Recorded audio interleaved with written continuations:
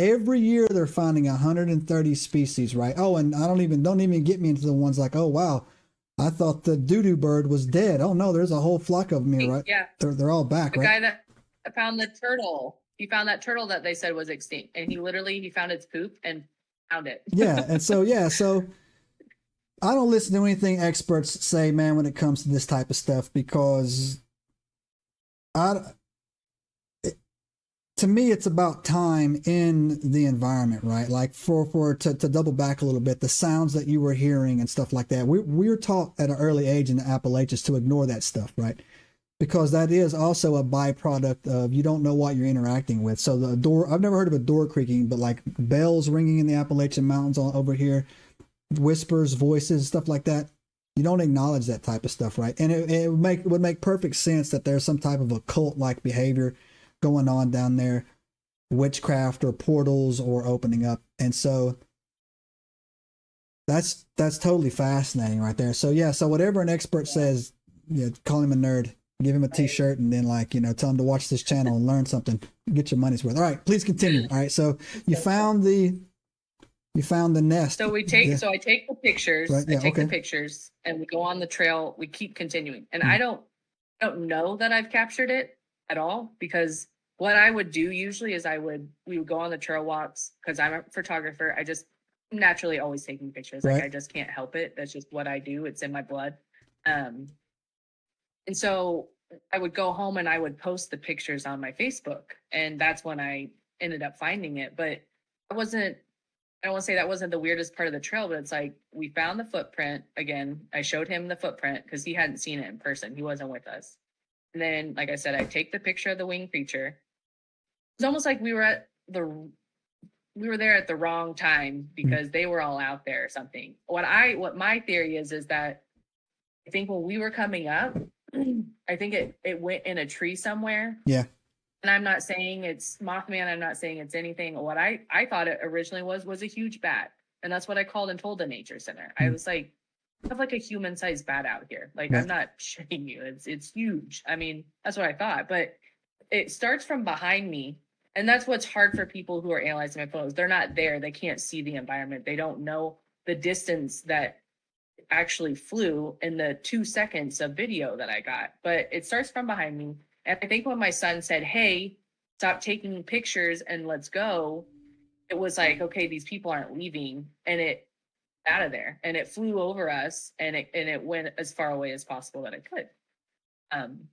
So we keep going on the trail. We'd never been that far, so we didn't know what to expect, and keep walking. And like I said, it had rained, so you can hear the creek that's going next to us. There's so many creeks out here. There's endless creeks, and there's mines and caves and all kinds of stuff out here. But all kinds of fidukery. we're walking. Yeah, it's the perfect formula out here for paranormal. I'll tell you that. Yeah. So we find this creek, and where we normally go on the creek on the limestone trail, we have to go down this like this huge hill, and it's almost dangerous sometimes. But we finally found a spot where we can go into this creek, and we just walk. We just walk on this little tiny path, and you're just in it.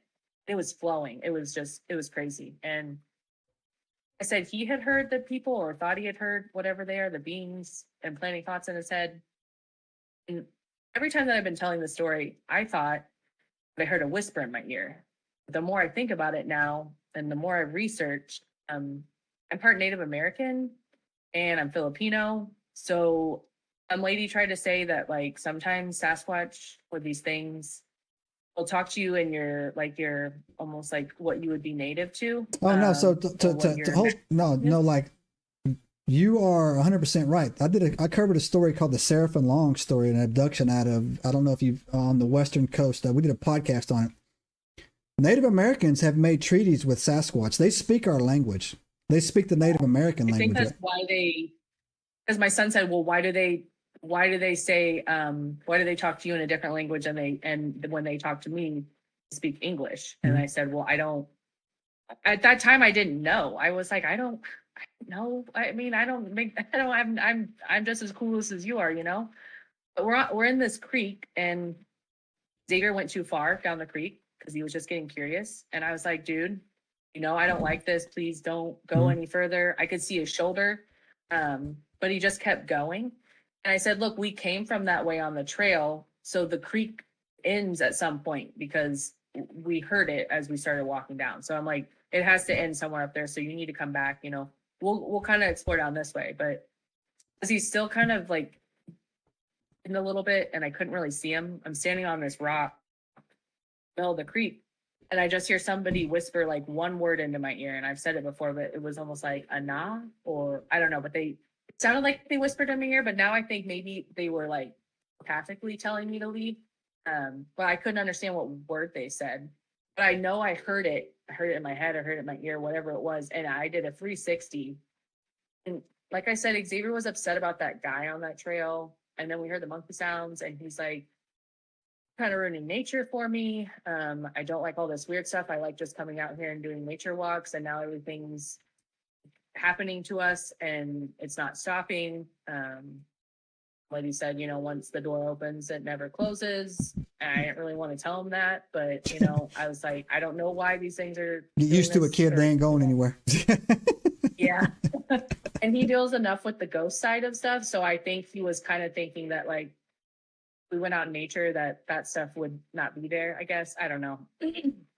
So we're he comes back and I wasn't really freaked out, but I was a little bit because I know I heard somebody and we were the only ones out there. There was nobody parked where we were at in the parking spot. It's only like 6 spots and it was raining. It had been storming, so nobody was out there. And like I said, I didn't say anything to him, but I knew whatever it was basically telling us to leave. It was like almost like just like they make you feel really unwelcome, like physically. And then if you don't listen to that, then they say something, make a sound. If you don't listen to that, they throw something at you. Maybe they show themselves to you. It's like basically what happened. So we had this really weird thing with this turkey named Jerry, and we'd always just see Jerry by himself. And this particular time when we get out of the creek, put our socks and shoes back on, and we're walking on the trail. The reason why I know where it happened, because there was a tree bend, it was already there. After this incident happened that I'm about to tell you about, I look back. That's where I know where it was at, where it happened, because there was a tree bend and the tree bend was going towards the creek. And that's how I showed the paranormal lady where it was at too. And we found some weird stuff when we researched about it. But so we're walking and my son goes, "Oh my gosh, Mom, look, it's Jerry." I'm like, "What?" And I look over and he goes, "Jerry has a family." And I said, "What?" And there was 5 turkey running away. And he goes, "Look, Jerry has a wife and kids." And freaking out about Jerry and having like this like moment with this turkey, and my son's so happy and excited. And I get my phone out and I'm recording it. And we're like, "Go, Jerry, woo," and we're like, "Okay, let's keep going on the trail." So we stopped recording and we went to go walk.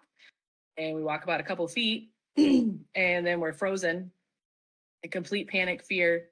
It was almost like they stunned us, basically. Like, only way I can describe what he looked like, my son said he was brown.